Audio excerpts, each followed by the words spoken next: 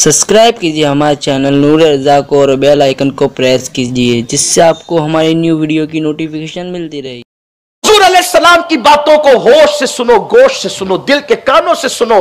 और अगर अपनी रोजी में उसअत चाहते हो, अपनी उम्र में बरकत चाहते हो, तो मेरे नबी ने फरमाया सल्लल्लाहु अलैहि वसल्लम, नमाज की पाबंदी करो। नमाज नहीं पढ़ोगे तो उम्र भी कम होगी, रोजी भी कम होगी। और तीसरी चीज मेरे आका फरमाते, दुनिया में जो मुसीबत आएगी, अल्लाह उसके चेहरे से मोमिनाना नूर छीन लेगा, यानी उसका चेहरा हमेशा जो है वो मुरझाया हुआ रहेगा। देख लो आप, किसी शायर ने कहा था कि हमने पूछा उनसे कि क्यों रोते हो, वो कहने लगे चेहरा ही हमारा ऐसा है। उनको जब देखो रोते हुए ही नजर आते हैं, तो पूछा कि रोते क्यों, तो कहा चेहरा ही ऐसा है, यानी कभी चेहरे पे तबस्सुम नहीं रहती। क्यों? इसलिए कि रसूलुल्लाह ने फरमाया मोमिनाना नूर छीन लिया, बेरौनक चेहरे, हवाइयां उड़ते हुए चेहरे।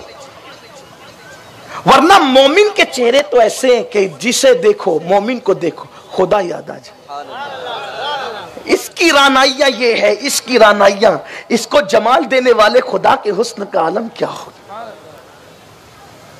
तो बेनमाजी के चेहरे से नूर। और खूबसूरत बनने के लिए इधर उधर भागते फिर रहे हैं, अच्छे से अच्छा क्रीम होना, अच्छे से अच्छा साबुन होना, हजाम की दुकानों पे जाके हजारों रुपए खर्च करके चेहरे बना रहे। 2 घंटे से ज्यादा कहां रहता हजाम का हुस्न।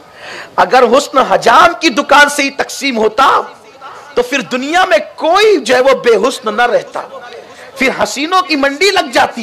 पता चला हजामों की दुकान से हुस्न नहीं बढ़ता, हुस्न तो मदीने मुनव्वरा की सुनहरी जालियों से बढ़ता।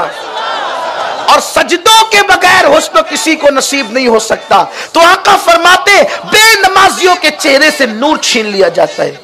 चौथी चीज जो बेनमाजी को दुनिया में नसीब होती है, उस कम नसीब को आका इरशाद फरमाते हैं, जब वो कोई इबादत करता है नमाज को छोड़ के, तो उसकी बरकत उसको नहीं दी जाती।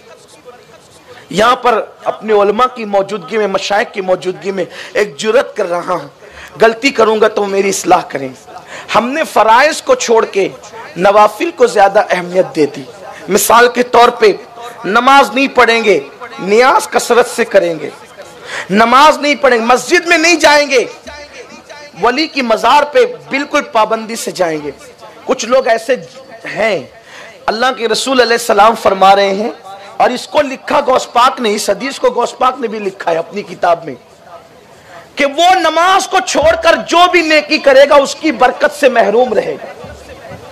अब आप नियाज कर रहे हैं, नमाज नहीं पढ़ते। मैं नहीं कहता कि माज़अल्लाह बंद कर दो, जो नियाज को बंद करने का मशवरा दे उसका दिल सियाह हो चुका है।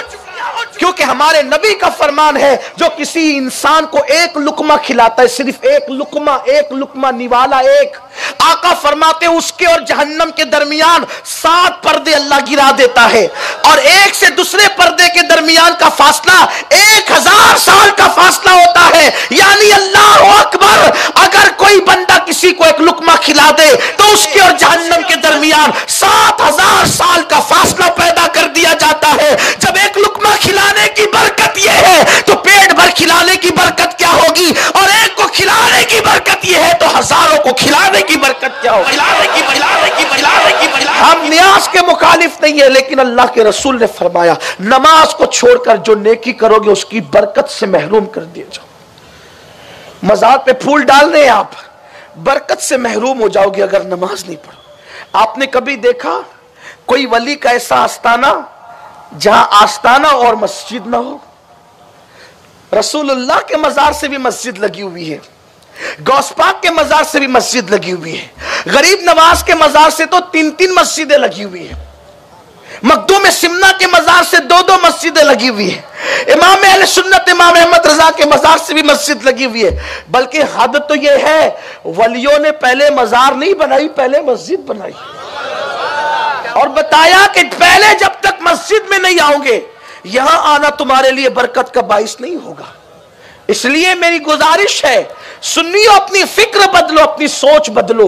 अगर हर नफिल काम मुस्तहबात की बरकतें हासिल करना चाहते हो तो मस्जिदों से अपने रिश्ते को मजबूत करो, अल्लाह की चौखट से अपने रिश्ते को मजबूत करो। चौथी चीज, वो नमाज को छोड़कर जो भी नेकी करता है उसकी बरकत से महरूम कर दिया जाता है। पांचवी चीज, बस मैं समेटता हूं, बात मुकम्मल कर लूं। पांचवी चीज, मेरे आका सल्लल्लाहु अलैहि वसल्लम फरमाते हैं, वो जो दुआ करता है उसकी दुआ जमीन और आसमान के दरमियान लटकती रह जाती। दुआओं से तकदीर बदलती है, दुआओं से तकदीर बदलती है, लेकिन जो नमाज नहीं पढ़ता उसकी दुआ जमीन और आसमान के दरमियान लटकती रह जाती।